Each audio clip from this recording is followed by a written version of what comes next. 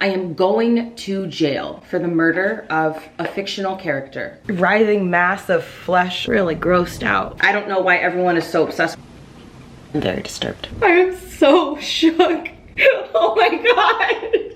The ending. No. Greetings, victims. Welcome to my latest experiment video in which I read several popular, deeply hyped, and extremely creepy books featuring body horror. This is a part of my new series where I read my phobias and my deepest fears to the extreme. Anybody who knows even the first thing about me knows that I am an extremely avid fan of horror. My mother introduced me to horror movies when I was very young, and it was not only how we bonded, but how the two of us actively worked through our own traumas. Horror has been a lifelong tool for me to explore the things that terrify me and leave them behind. Body horror in particular is something that really evokes a visceral reaction out of me. According to Google, body horror, biological horror, organic horror, or visceral horror is horror fiction in which the horror is... How many times are we going to say horror? It's principally derived from the unnatural graphic transformation, degeneration, or destruction of the physical body. Such works may deal with decay, disease, deformity, parasitism, mutation, or mutilation. The body horror that I fear the most is parasitism, body horror involving insects, and infestation. Those are the things that really get to me. I also do not love the idea of being tortured. In order to represent the spectrum of body horror, I have included in this video several hyped popular books that talk about various aspects to the body horror genre. So some of these books featured will be like Mayfly, which has a lot of torture horror and a lot of degradation horror. In contrast, we have Brainworms by Alison Rumfitt, which is insect infestation horror. Such Pretty Flowers by K.L. Serra, which involves things implanted and growing within one's body, as well as elements of trypophobia, which is very likely my most extreme phobia to date. This video will also feature Infested by Angel Ruiz Colon, which is insect infestation in the body, roaches, you name it. Also depicted is Sister Maiden Monster, which involves everything from body infestation, mutilation, mutation, torture, all of that fun stuff. If these are topics that may be averse or triggering to you, please click off of this video now. I highly recommend you get yourself a snack before watching this video in case you get creeped out. And the final thing that I will say before launching right into all of the madness that you are about to see over the course of the next hour is that all of these books are going to be evaluated based off of 3 major factors. These factors include body horror, specifically the ability of the body horror to produce a somatic sensation in my own body. Can the body horror in these books trigger my fear? Second, they will be evaluated upon the writing, the storytelling, and overall themes of the novel. And finally, my simple enjoyment of the reading experience in order to create a composite score from 1 to 5. All right, victims, let us begin. Beauties, ignore the fact that the house is a mess because so am I. I have been blowing through Sister Maiden Monster and haven't had a chance to give an update because life has been so chaotic. I am really excited to talk about this book because it is really exceeding my expectations, and they were already medium to high because of the hype surrounding this book, because of the excerpts that I had read from it in my experimental blog where I read horror books in a fort. And oh my god, it's incredible. So essentially the novel opens up with our protagonist essentially talking about chronic illness and being in a hospital. This protagonist is talking about how she has contracted this virus from her boyfriend and is waking up handcuffed to a hospital bed and is like really slowly being given answers about her condition, why she's in restraints. It's maddening. And right away you start getting social commentary about how chronically ill people are treated in society, how women are treated when they are chronically ill and going through the medical medical system, but also just how quickly civil rights become civil liberties. Fantastic commentary about the medical system and how ill people are treated within it as well as outside of it.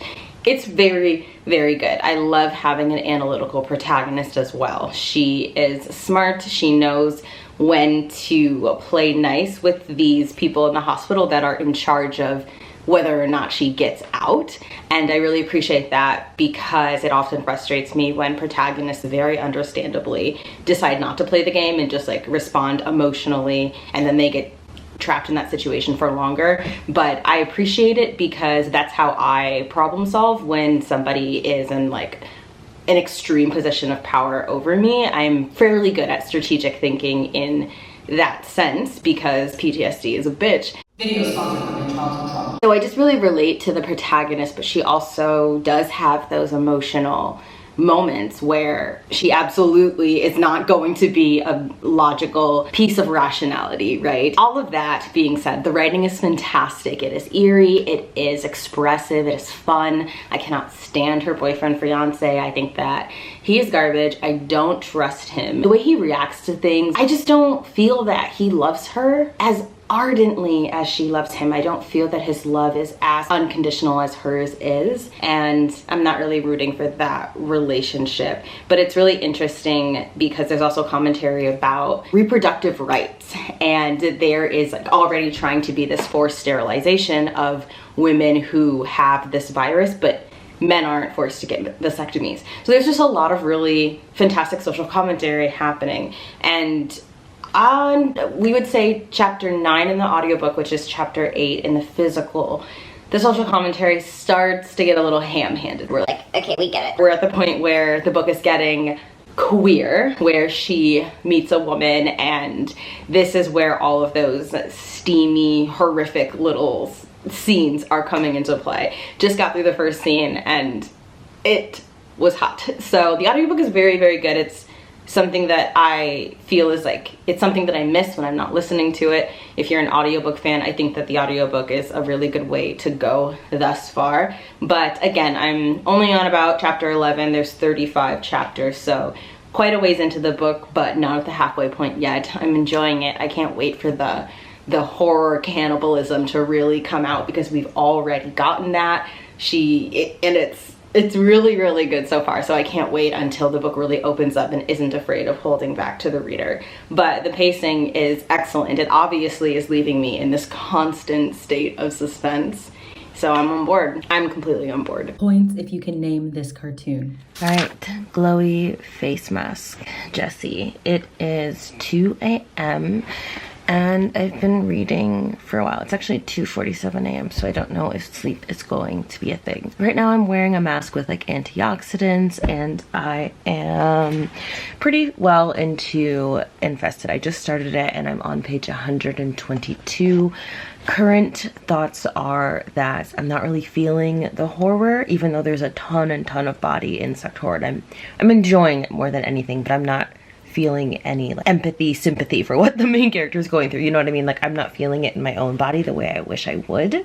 The main character is more naive than I expected him to be about issues of like gentrification, which is good because then that gives the author a chance to write about it and like educate the reader through his own learning process.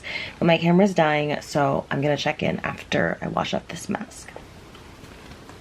Oh my god, like the skin products that I bought in Japan have been saving. Like, I need to use them more often, more consistently. The mask I put on made my skin feel really hydrated, and then I followed up with this hyaluronic acid serum that I got at Sephora recently with my free points, and oh my god, it just made my skin feel like tighter and just, oh my god, it's just, I'm really happy. And then I followed up with this amazing aqua gel moisturizer from Japan. I just love it. As far as Infested goes, I think it's really important to talk about how his family really isn't prioritizing him. They basically just uprooted his entire life by making him move from Texas to the Bronx for senior year, and this is so that his stepfather could take this building and turned it into like luxury high-rise, and then they move there and find out that everything's like infested, and our main character starts to feel roaches under his skin, roaches in his laptop,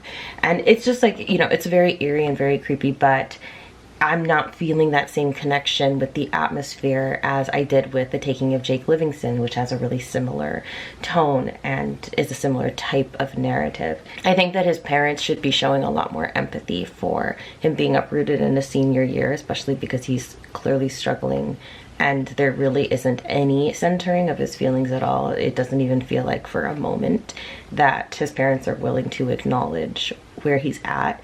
He basically just shattered his hand, you know, like punching a mirror in rage.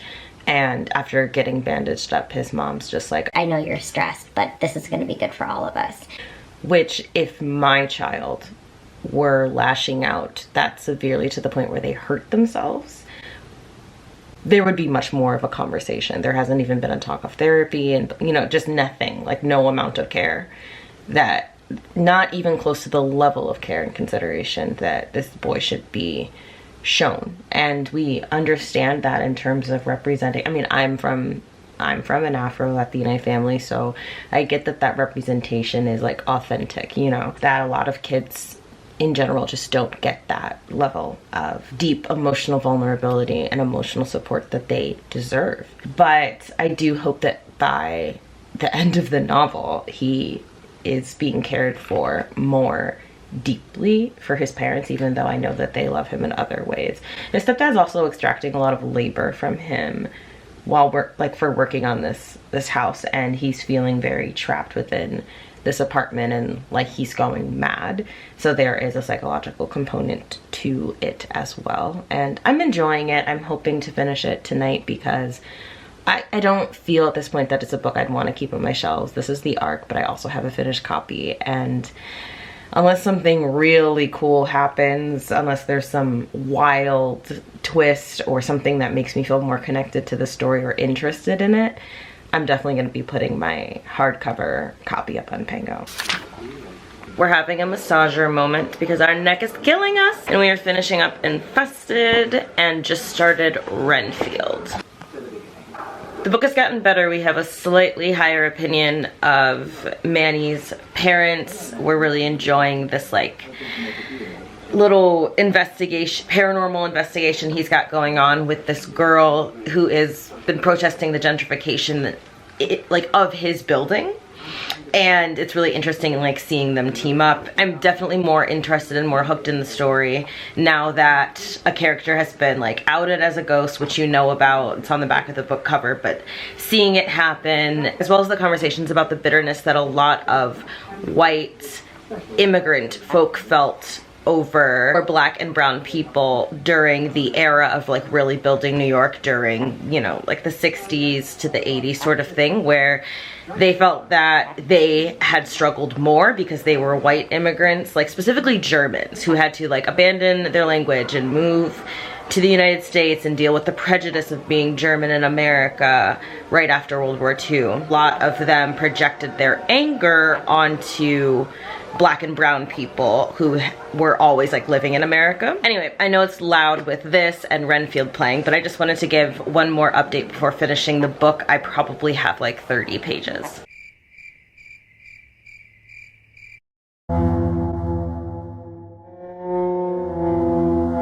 Well, we found out why the protagonist has grown teeth on her tongue.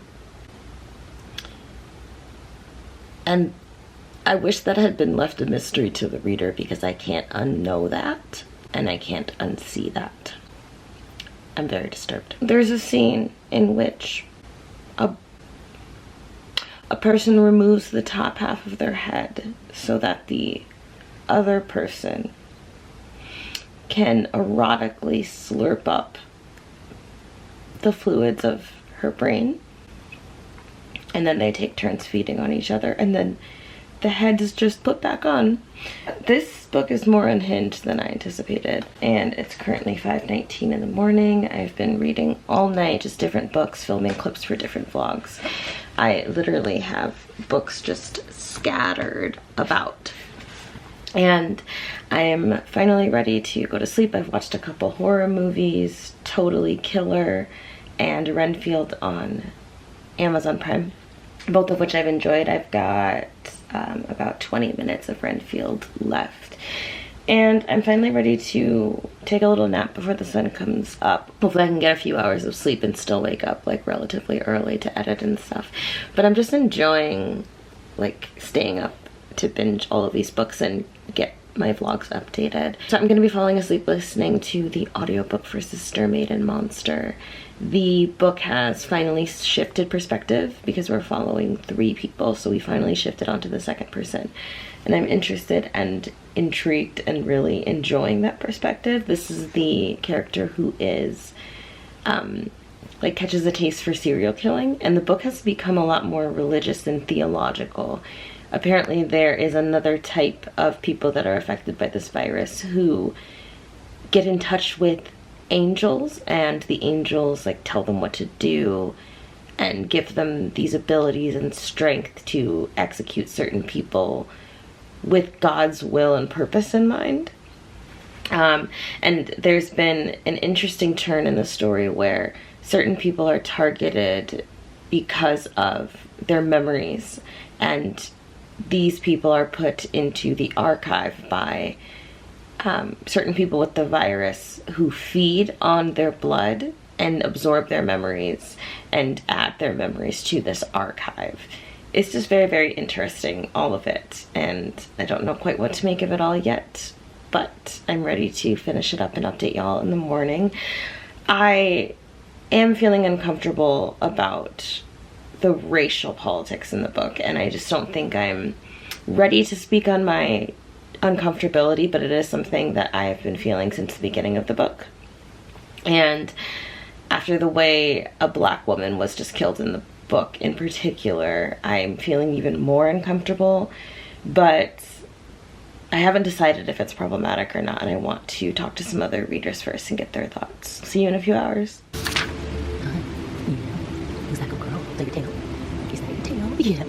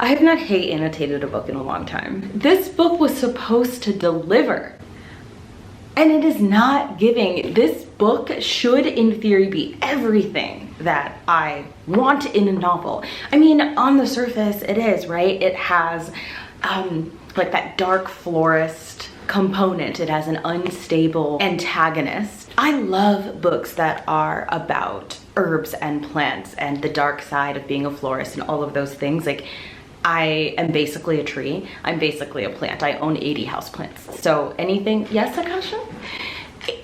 Anything to do with plants and thrillers and academia, that sort of thing, will get me. I really love a good psychedelic horror thriller that brings plants into the fold.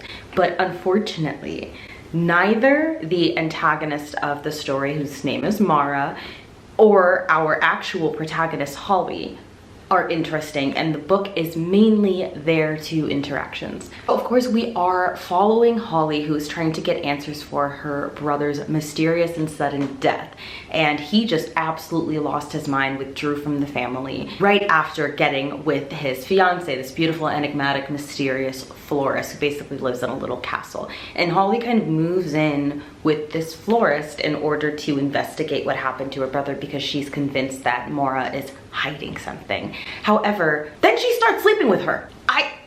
And it's very clear. Mara literally tells her, literally says on the page, I'm thinking about your brother. You look so much like him when you sleep. When you smile, it's like him all over again. The red flags just aren't red flagging. She is very clearly being psychologically somehow manipulated by Mora, but that makes sense now that she's been in the house for a while and she is being exposed to whatever weird plant witchery that Mora is into. But even before that, she made the choice to draw into Mora's. She made the choice to sleep with her. She made all of these really bad choices. And if you don't trust this woman and you think that she killed your brother, the person that you are actively grieving, there shouldn't even be a kind of sort of part of you that is identifying with her. She's also very abusive and clearly a bully. She has these mood swings, and Holly has to walk on eggshells around her, which is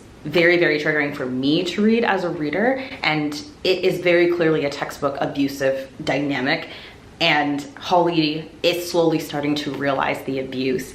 It's hard to watch her go through it, especially when she's already in the clutches, because oftentimes when you're being abused, especially if it's verbally and emotionally, you don't know until you've already been conditioned to accept it, and then it becomes so fucking hard to fight. Trust me, I know. And she has started poking around the house, and of course is finding shit that she doesn't really want to see. But she's also doing weird shit too. There is a scene where she takes someone's baby teeth and is having like a romantic moment. I don't know what the fuck is going on with these girls, and I don't particularly like either of them. Holly is a character that is very, very agreeable in personality. She is timid. You would argue that she is submissive. She doesn't have that strong personality, character backbone, which is perfect for the story, because the story is showing how she falls into this very manipulative woman's clutches, whatever.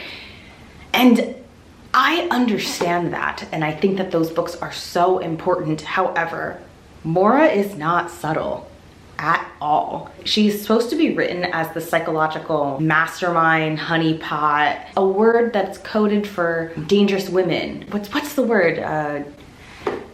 Femme fatale. She's definitely coded as a femme fatale, but she is so obviously a villain from page 1 that I'm just not really buying the descent.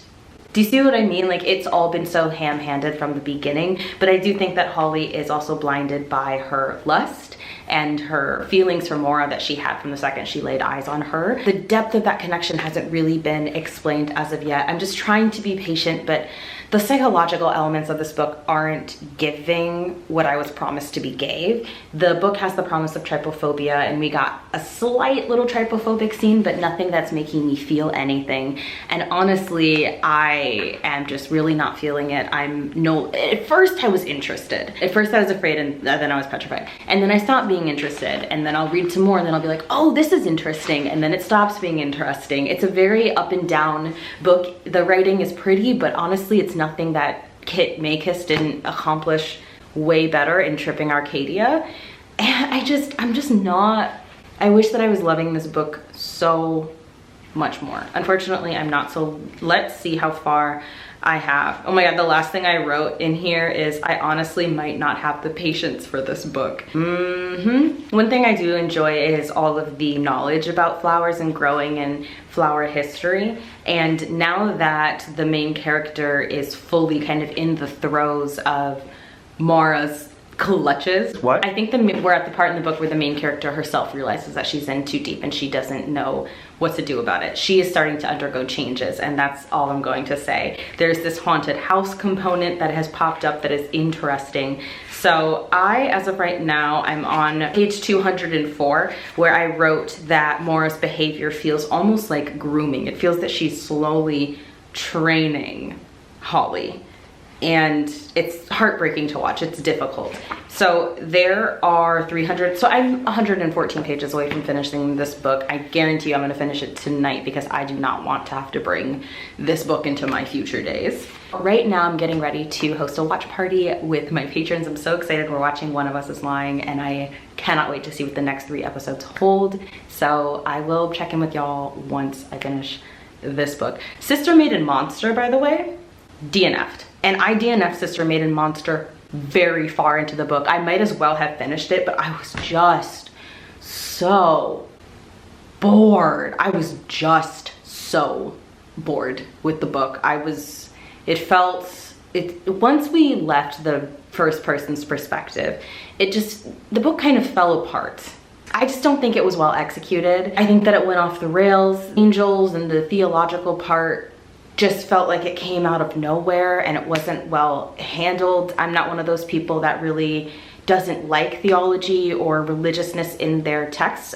I don't mind it as long as it's handled well, but the marriage of those two worlds of what was happening in main character one's world and what was happening with these other characters felt very disjointed, and I ran out of patience waiting for those narratives to feel like they belonged in the same book. It just wasn't for me. I'm so glad everybody enjoyed it, but even the squeamish parts they definitely got a reaction. Like, it was fun, but I didn't feel any intense, like, ew, like, oh my God, kind of that phobia feeling. I haven't felt that I didn't feel it with Infested. I didn't feel it with Sister Maiden Monster. I'm damn sure not feeling it with this book. So I'm gonna keep digging because I wanna feel something. The last book that made me feel any kind of phobia somatic symptoms was The Troop by Nick Cutter.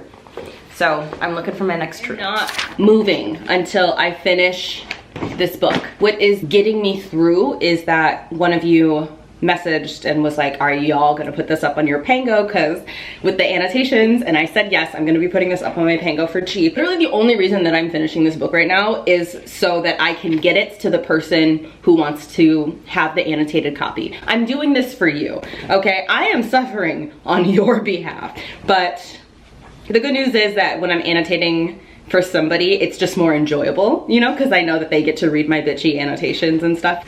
Where am I? I know I told you guys in my last update where I am. I have about this much of the book left, and this is about how much patience I have left as well. So I am going to finish this book. I am packing an order. I'm packing 6 orders for my Pango. I had a bunch of books ordered and I'm so excited to get those out today. And I will check in with y'all when I finish this abomination. I'm going to jail. I am going to jail for the murder of a fictional character. I don't know if that's a crime, but there has to be some law against how much this little girl is pissing me off. Holly is potentially, no, because my most hated protagonist of all time is Letty from Babel. Obviously. Holly is close. This girl is not only, I get it, you don't care about your own life and you're gonna stay in this creepy ass house and keep looking for creepy ass secrets instead of just doing what I would do, which is tie Mora to a chair and demand answers. Mora is like 95 pounds, okay? So this whole subversive, wondering what Mora is up to while she's very clearly slowly poisoning or infecting this girl's body in some way, and this rush to uncover secrets in the attic when Mora is out, that wouldn't work for me, okay? Violence is not always the answer, but sometimes it's the answer. And I would have had Mora tied to a chair. I would be using old school European techniques. I'd break out that one stretcher. She'd be able to do the splits. I would be handling this situation very differently. If I suspected that my brother was murdered by his girlfriend, I would not be sleeping with her for one. I would not be enamored with her. I think my brother's brutal death and murder would have overcome any lust I felt for this girl, okay? But that's just me. That's just me. I would be torturing the shit out of her until I got answers to my questions. I'm sorry, my brother is dead? No, I'm so sorry. Like, it's just, first of all, Holly could never be me for that reason alone. And I've said this before, I don't need to identify with the protagonist. I don't even need to agree with the protagonist. I just have to enjoy the ride. But this girl has officially crossed into the realm of no return. So without spoiling it, somebody else like basically came to visit her and quickly fell ill. And this person clearly needs a fucking hospital. And she's like, let's just get you back into bed, into the guest room. And then guides the person. I'm like, this person is about to croak. You get it, you don't care about your own life. But now you've crossed into the realm of endangering your loved ones. Make it make sense. It's just so far past the realm of what I can excuse. This girl is delusional and I just can't stand it. I can't stand her. I'm not enjoying this book. I don't know why everyone is so obsessed with the writing. It's really not that amazing, to be honest. It's not amazing enough to justify this. I mean, it's not an Isabel Cañas book, you know what I'm saying? I just want it to be over. It is way too long. I'm on chapter 21, which is page 220, and I have about 100 pages left. And I'm going to finish this book today, even if it kills me, because I refuse to have to go another day with this book on my TBR. I'm going to be immediately selling this on Pango. I might even sell it for cheap on Pango. Normally my annotated books are expensive in my Pango because it's a lot of work to annotate a book and it's a very personal, private thing in my opinion. But I just simply want this gone. So if y'all wanted to buy an annotated book from me and you want to read this, now is your fucking chance, because oh my god, my blood is boiling. It's boiling. I want to be done. I want to be done. Oh, now she wants to leave. Now it's let's get our things and get out of the townhouse. Now that people are dead and there's bodies hitting the floor, now that that has happened, she's like, all right, well, Get my suitcase, let's get this plant, let's grab this book, and get this, and get the fuck out. Of course, this is the part of the book where the character finally decides to leave and then something prevents them from going. So let's find out what prevents her from going. Well, this book is getting a 1 star. I read this because of the promise of trypophobia and body horror, and the trypophobia was not there. The body horror did nothing for me, just like the story. I hated this book. Please buy it from me. Sister Maiden Monster was a bust. Such Pretty Flowers was a bust. Now we are going to give a shot at Brainworms. I already started this. I didn't get very far. I really liked it. I forgot that the first chapter was called that, so that's nice. Oh yeah, I forgot that this is delightfully trans. Perfect. So I think I just got a couple chapters in. I might as well reread them to refresh my memory, and I'm really, really excited. I have a feeling that this is going to be a 5-star read. I'm ready. I'm ready. Ooh, we're matching. Cute. Hello, cuties. This is tonight's outfit. We have our jack-o'-lantern boots because we are going to the jack-o'-lantern spectacular. I don't know how many jack-o'-lanterns they have. It's gotta be in the thousands.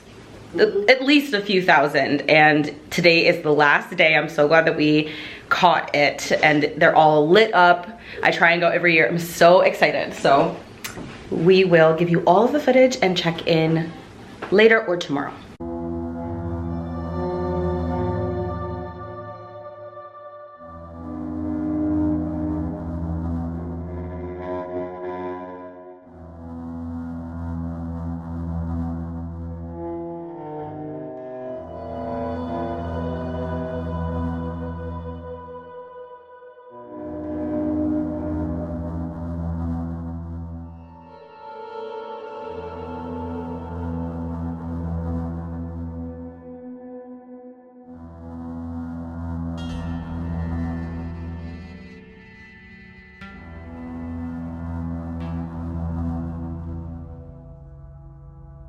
Brainworms might actually be my most controversial read of 2023. Holy shit, this is a lot. I am on page 66. And already there's a lot of thoughts. I am beginning chapter 7, which is called Possession. And this main character is complex. We are following a trans woman as she recounts her prior and current sexual experiences.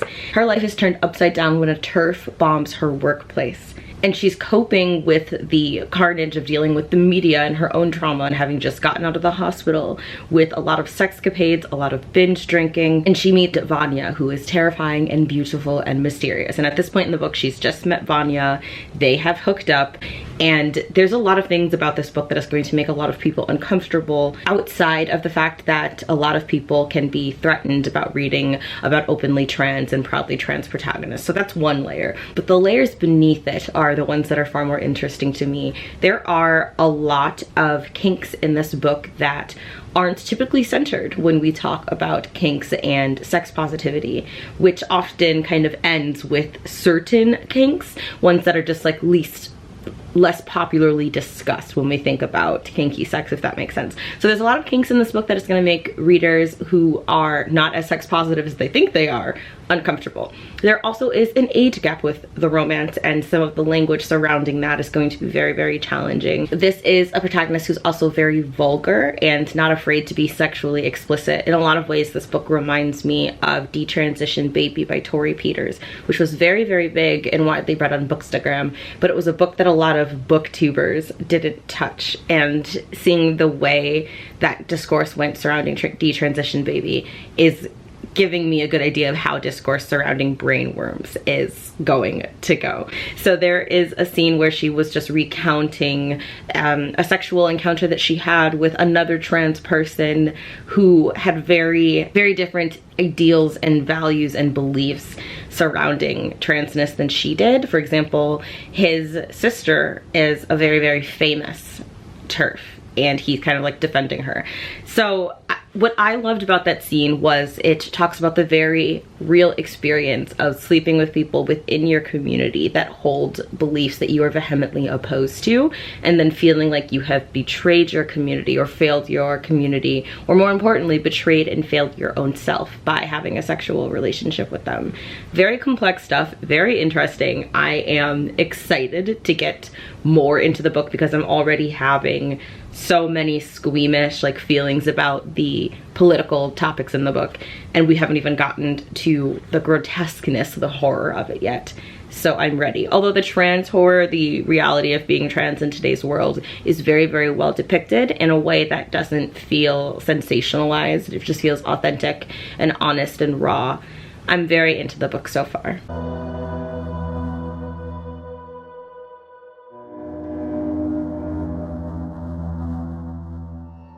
Oh my god, so I just continued reading, and the next chapter was called Bash Back and Aside, and it was approximately 3 pages, excuse me, essentially just speaking about a very conveniently forgotten history, where at various times throughout history, queer people have banded together and set fire to houses where the residents would frequently come down to queer bars and beat up and murder patrons, terrorize queer homeless kids as they were sleeping on benches, that kind of thing. And there's been so many times throughout history where queer people have banded together and gotten revenge and made sure that these attacks on their livelihood stopped happening. And it was just like really well done, very incredibly told. I loved the story of queer resistance, the reminder that queer people do have this ability. The cops after that started to raid the gay bars, but every time they tried, the gays inside would do the same. Cease individuality just for the time they needed to. Limbs interlocking until the skin was pressed close enough together that it became the same skin. Faces locked in kisses until they became one face. The cops would try to pull at this mask, but to no avail. This is what we have lost. We have forgotten how to do this, that we even have the power to do it. When homosexuality was legalized, many decided that they no longer needed to, and the memory just became that, a memory.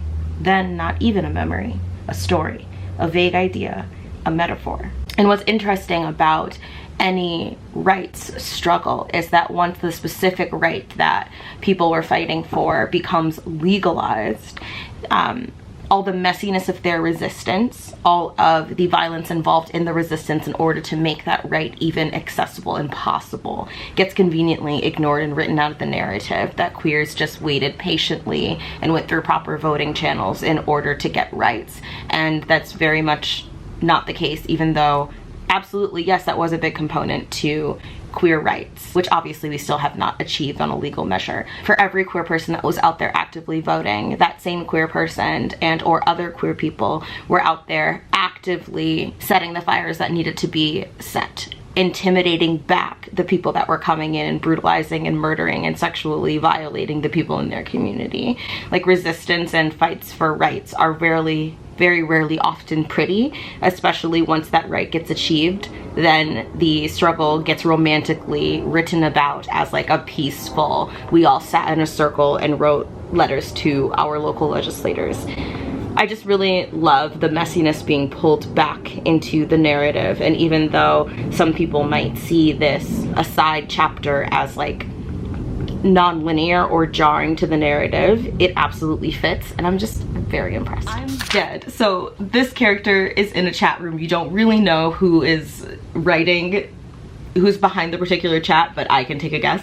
The person is in this chat room asking a bunch of people, what would you do if you had a rare parasite and a doctor said you had to live with it so they could study it?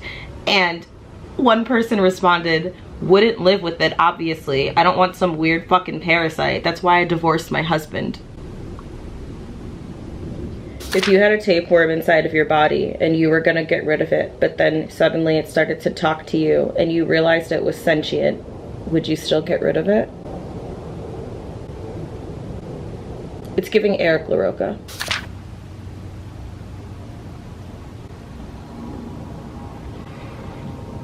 Well, the horror came in. The insect horror.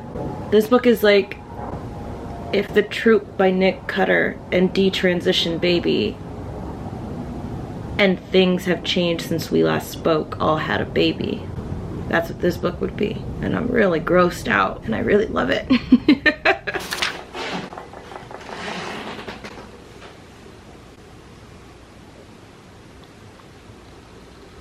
That's so gross. It's so gross. What the fuck? It's so gross. I have to take a shower. I have to take a bath. I'll never be clean again.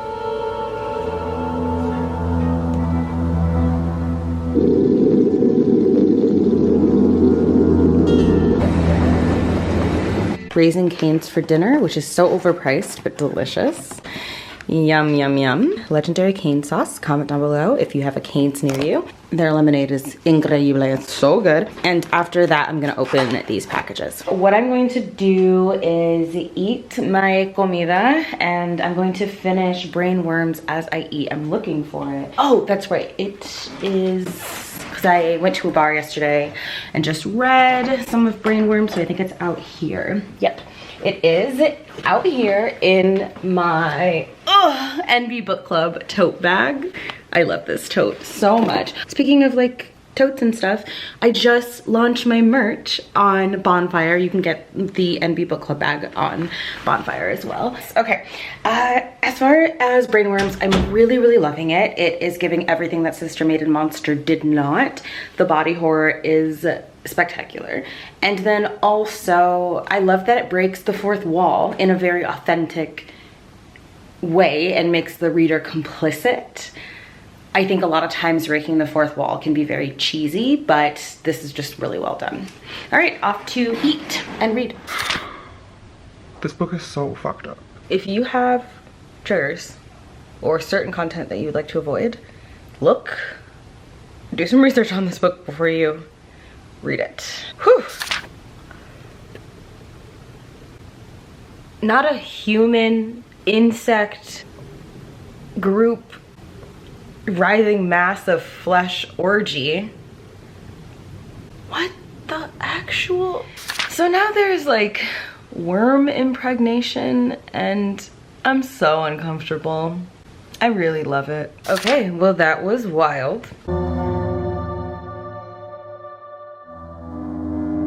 Very wild. I would give the body horror, I want to say, a 3.5 out of 5. But again, it takes a lot to really freak me out. Like The Troop by Nick Cutter was a 5. So a 3.5 is a really good rating for me from body horror. I would give the social commentary a 5. I would give overall enjoyment of the story a 4. But because there's a lot of things about the ending and a lot of things about the book that just went over my head, I'm going to look up reviews and then I might change my mind a little bit, but we will see. I am going to pick out the next book that I'm going to read, but first, let's open some mail. All right, kids, the first is a mysterious package from Amazon. Oh, what? This is really cute. This is so cute. It's a nice little rainbow. But oh, and then all of the pages are rainbowed out. Oh my God, we really love this. Who sent this? Aww, a penny for y'all's thoughts. Hope this notebook I've designed helps spark new amazing ideas, from Sarah. Oh my God, beautiful. For anybody who wants to find this notebook on Amazon for yourself, I'm definitely gonna send that person a thank you note. That was very sweet. So it is called Rainbow Notebook. I always save the gift notes whenever someone sends me something. So I'm excited to put that with the others. And then this, of course, has to be a book. Let us see. I hate these packages that open down the middle because then you have to like pry them. I just don't like them.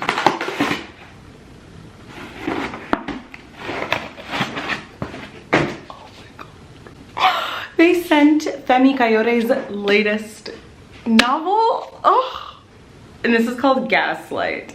I am so excited. This cover is amazing. I can already tell that it was done by the same artist who designed the Light Seekers book. The Light Seekers is a book that I featured in my series where I talk about books that I love but refuse to recommend. So that will be linked down below. It has, I think it's been my most popular video this year. People have very much enjoyed it or been enraged by the video, so that is there in case you're curious. A shadow has fallen over. Oh my God. So it's an anticipated follow-up to Light Seekers. It's amazing because y'all know that I love me a thriller, like a cozy thriller mystery series, and I really enjoyed Light Seekers. So Philip Daiwo returns to solve a missing persons case and uncovers dark secrets the church has worked tirelessly to hide. A shadow has fallen over the mega church in Ogun State, Nigeria. The beloved Bishop Dawodu has been arrested for the murder of his wife.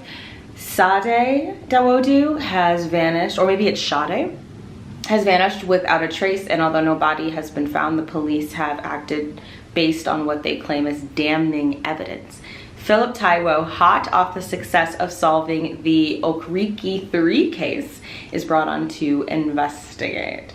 So pulling up more, he's unraveling the conspiracy he's up against, tugged away by demands of family life and derailed by systemic challenges.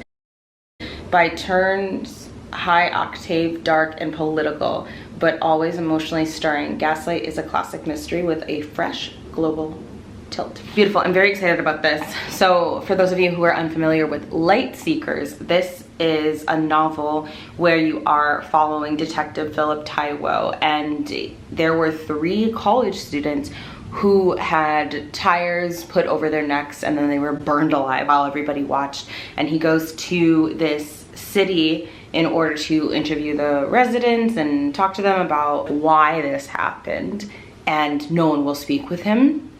The book was really incredible. Obviously it had a problematic element, which is why I don't recommend it, but it had actually the problematic element is just something I have very complex feelings about, and I think that I just can't recommend the book like unilaterally to people. You know what I'm saying? Yeah. Anyway, actually, Philip is not a detective. He is a psychological investigator. I forget the term, but he basically works with the police and from a psychological lens unpacks why crimes have taken place. It is just very, very interesting. So I am very excited about that.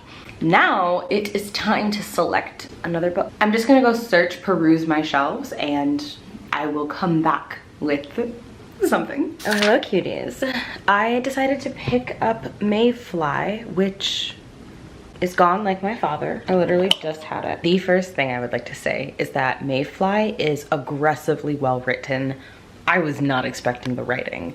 The sentence structure, the word choices, the tone, the narration, all of it is incredible. The character work is so cool. I really, really love our narrator, not just personality wise and quirk wise, but I love her because of how she narrates her own story. It is sardonic, it's selfish, she's very self-focused, and all of it is just incredible. I can't wait for the horror to come in. So essentially she and her best friend work at this theme park, like this Disney theme park in Los Angeles. I love me a carnival setting. It's one thing that is a big buzzword for me in books, but what I love is how much life is breathed into the setting of this theme park, and the expectations both placed on the body and the presentation of these women who are playing the princesses are extreme, and learning about what these girls go through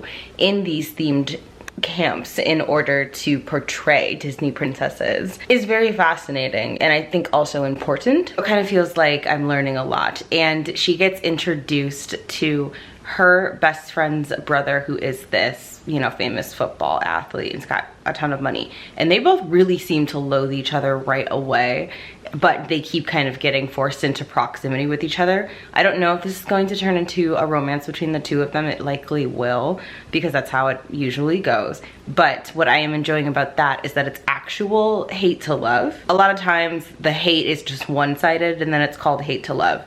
But I love when both characters just cannot stand each other. The entire thing is a love letter to Los Angeles, which I'm really appreciating. And that is a part of where the animosity between her and the brother comes from, is because he's from New York and he feels that LA doesn't have any culture, any soul.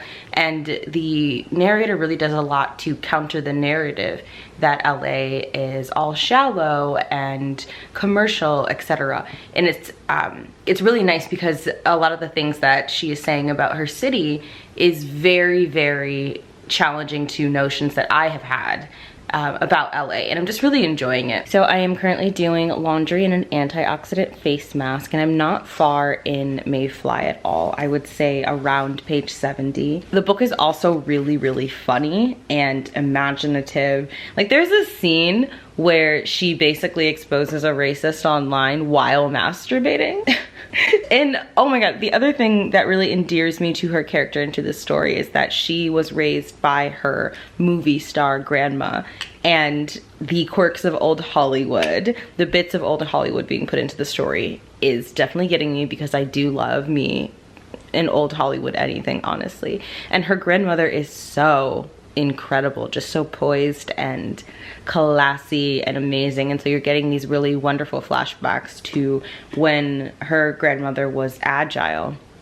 She currently is confined to her bed and essentially in a coma because she's dying of cirrhosis of the liver, which in her case wasn't triggered by alcoholism, but was a genetic condition, an extremely rare genetic condition that the main character also has the genes for. The protagonist is really grieving her grandmother even as she slips away, and I'm appreciating the representation of grieving someone when they're still alive, because that isn't necessarily something that we talk about a whole lot when we discuss grief.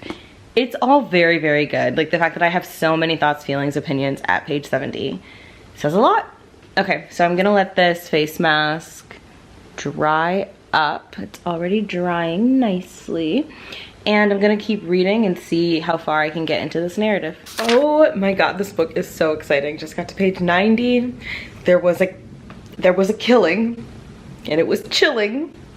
I just really, really like this book, you guys. Like, I'm reading slow, way more slowly than I normally do. I keep rereading lines and texting lines to my friends Because not only are these lines so funny, some of them are just brilliantly insightful and very casually insightful. Like, oh, and some of her writing is filled with so much emotion. Like, there's this scene, for example, this is just something that I found funny, where there's an earthquake at a bar and she's just kind of looking for something to grab onto, and she accidentally grabs on to her best friend's brother's penis, which is wild. I'm not really sure. Oh, he is super tall. That's right, because he's a football player, so maybe that's what it is. The next time I come across something that really I find striking, I will send it to you. But her banter with this guy is fucking hilarious. There is a scene where he's trying to convince her to hook up with him, and he was like, come on, let's die a little death together. And she said, I prefer to die alone. Girl, same. This woman is wild. She kills someone and needs to dry the bones in the sun. So she busts out the Halloween decoration to make it so that the bones don't look conspicuous. Okay, so that sex scene was pretty steamy, except it happened on ice. They were literally getting down and dirty on an ice skating rink. So I guess you could say that that sex scene was pretty cold. Hey. I cannot with these sex scenes. And the creativity. There's soft boiled eggs inserted into places and broken, and then the other person's like eating the yolk from the orifice. It's wild. It is very, very wild. There's no body horror yet, and I'm on page 158, but my god, duh, I'm very into it. I'm very into it. I have to think back through all the books that I've read for this so far, but I'm almost positive this is by far the favorite. I want to finish this book so bad. It is only 270 pages, so I'm just over 100 pages from concluding, about like 120. However, I'm feeling full of the story. It's not that I'm losing interest, it's not that I'm bored, it's just like my eyes need a break. I just need a break. Give me a break. Give me a break. Break me off a piece of that Kit Kat bar. I want a break. I still have that urge to keep reading, which is rare, because normally when I need a break from a story, I'm completely content to set it down, but I just cannot put this book down. Physically hurts to think of this book leaving my hand. That's how good it is. It's fucking wild. So I'm definitely going to be finishing this tomorrow, probably as soon as I wake up. I'm going to take Akasha out, check on the laundry. I put my moisturizer on for the night. I'm going to put some oil on my scalp, and then I'm gonna watch The Blob, which is a classic horror film. It came out in 1958, I believe. Apparently there was a modern remake, but The Blob was referenced in this book, and I'm obsessed with this book, so I am going to watch that in bed after I make my bed, because it doesn't have sheets. Good night. What is up, cuties, and welcome to the next day. I am currently driving to my eyelash appointment. I get lash extensions, and they are like my treat to myself. I love them. I love having to not worry about my lashes, and my lash tech is incredible. So I am going to get my lashes filled. They look insane because she has been booked all month, and normally I get my lashes filled every week or 2 weeks, so they're real sparse and ratchet looking. And right now, as I'm driving, I'm listening to the audiobook for Mayfly, which is on Everand, and Everand is the new name for Scribd. Interesting that they were acquired, changed, or whatever, but I'm really enjoying Mayfly still. Basically, like, what happens is the main character, and this is on the desk tracker, so it's not a spoiler. The main character lives with sociopathy, with psychopathic tendencies, and her best friend's brother, when she meets him, he's this professional hockey player. She realizes that he does too, and they kind of awaken each other's darkness. I don't really know where that extreme body horror is coming in, but we have had some really kinky and disturbing sex scenes with eggs. It's very, very fun. I'm quite enjoying it. I'm into everything. I think that this is a really complex character. She is not without emotions. I think that the way that psychopathology is portrayed is really, I don't want to say good, but like it's done with a lot of care. And there is a lot to be said about how psychopaths and sociopaths are treated in the context of horror novels and like the ethics of that and all of that shit, because we do have to remember that these are psychological disorders with a lot of neuropsychological elements to them. So after this, I'm maybe going to go home, make myself a little coffee, and obviously I'm going to be finishing this book. I'm loving it. I want to post a bunch of books on Pango as well. Last night was amazing. I stayed up until probably like 5, which meant I slept in until like 11:30. I stayed up very, very late reading and watching horror movies. I watched The Fly with Jeff Goldblum. Incredible. I cannot believe I waited so long to watch The Fly. I also watched The Blob, the 1958 one, and then I watched Nightmare on Elm Street 3, which was excellent. Very, very inspiring, fun character survivor group of teens trying to survive eccentric films. Is very uplifting for a horror movie. I also read over halfway through American Immigrant, which is the debut novel of this Colombian writer who is writing about how she is failing to perform at work in her journalistic capabilities, and then she gets the opportunity to go to her motherland of Colombia to review or report rather on like the drug cartel situation. But as she gets there, she connects a lot more with her heritage, and then feels there's a lot of like ethical implications in her helping to further this narrative that Colombia is full of drug dealers and etc. And like the ways that America has intentionally underdeveloped and harmed Colombia. But Colombians, of course, are the ones who get the bad reputation because of it. You know what I mean? It's very complex. It's very interesting, but I am at my appointment, so I'm going to run. Thank you for letting me talk your ear off for, according to this, the last 4 minutes, and I will see you soon.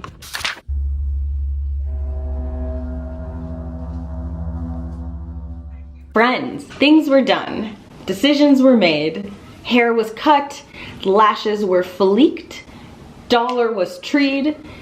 Snacks were acquired, coffee was drank, and we are feeling good. We are feeling ready to complete Maeve Fly. There's only 40 pages left. Listen to the audiobook while lashes were getting done, as well as the audiobook while driving. So impressed. Really, really, really, really, really love this love this book. Just, oh my god, yes, loving it far more even than Brainworms, which says a lot. So I just want to show off some things that I got from Dollar Tree. They're not here because they're downstairs, but I picked up some Christmas decorations for outside the house. And then they had this like dog hair picker-upper. No. So apparently you just like rub this against, ew, it just left chalk all over my couch. Okay, well, we're gonna see how that turns out. I also picked up some reusable gloves for dishes, and then I got these for Akasha because I dress her up for Christmas every single year. I got a makeup remover towel, and then a bunch of washcloths. They say stay a while, and I'm about to throw these in the wash. I got some like cute little, there's 2 of these. They are drawer organizers because I'm trying to organize my bathroom. And then I got 2 of these where I'm going to be putting things in my bathroom to organize. And then I picked up some more bubble mailers for the books that I sell on Pango. That's part of how I keep shipping prices down, is I reuse my boxes that publishers send me, and then I also go to the dollar store and purchase my shipping stuff there, so that way I can sell my books for cheaper for you guys. That is basically everything. I'm gonna go finish the book. Oh, I wanted to show off what I picked up from Breadsmith. Comment down below if y'all have a Breadsmith near you and what your go-to order is. So I have been craving a pretzel. I'm like, look at this. Oh my god, so good. I'm really excited about that. And then I also picked up a little mini cranberry scone. Is this scone not the most beautiful thing you've ever seen? I'm just really, really excited about it. My barber moved away, so I stopped into a Floyd's barber shop, which was right next to my lashes, and I was like, I might as well just walk in, see what happens. I do not love the way that my hair was cut. She left like a ton of hair in the back and did this weird triangle thing. Not really sure what that was about. And then it's like still really fuzzy and I get shaved bald down. I'm about to invest in my own foil shaver so I can do my own hair, but I do think it looks far better than it did before. I'm feeling very, very good. Let's test out the Christmas decorations on Akasha. Akasha, then. Oh, she's sniffing them. Yeah, what is that? What is that? You know what's about to happen, don't you? Siéntate. No.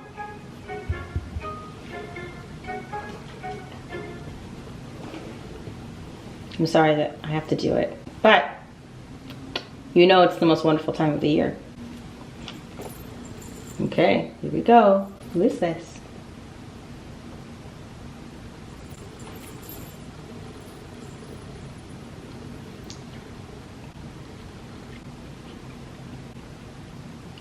Good girl.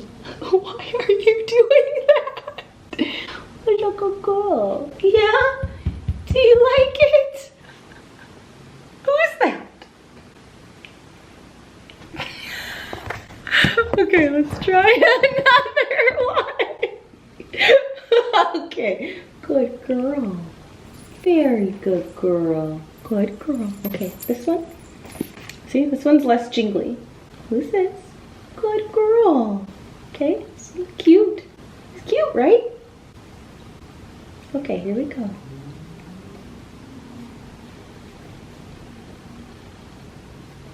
Yeah, she's a good girl. Okay, let's take a picture over. See how long she tolerates this. You're so cute. Who's a good girl? She hates it here. Okay, you look miserable. Okay, I just can't do it to you anymore. Okay, good girl. Good girl, you want a treat? Let's go get a treat. I will finish the book and eat some snacks and check in later. I am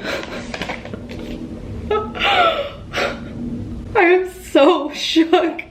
Oh my God. The ending. No. Why? Oh my God. Oh my God, I'm hysterical. Like, what? Why would the author do this to me? Like, to me, fuck y'all. Why would she do it to me? Okay, well, this is our favorite book of the vlog.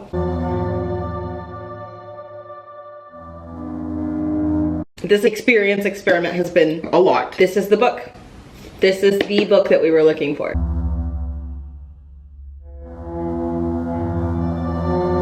I have links to my other video experiments that I've done down below. Don't forget to check out the merchandise that I have just put up in my shop. I'm very excited. I'm very, very proud of these designs. I cannot wait to reread this book and annotate the shit out of it. Like, I'm so grateful to Tor for sending me this book. I'm in love. I'm gonna go check out my videos. I would really, really love it if you consider subscribing to my Patreon. The link is on the screen and in the description box below right at the top so that you can check it out. And if you want to get any books from me, check out my Pango bookstore. I post new books every week and it is a fucking blast. And most of the books on there are under $8. So, and I think it's like if you spend $35 in my store, you get free shipping. So, okay, cuties, bye.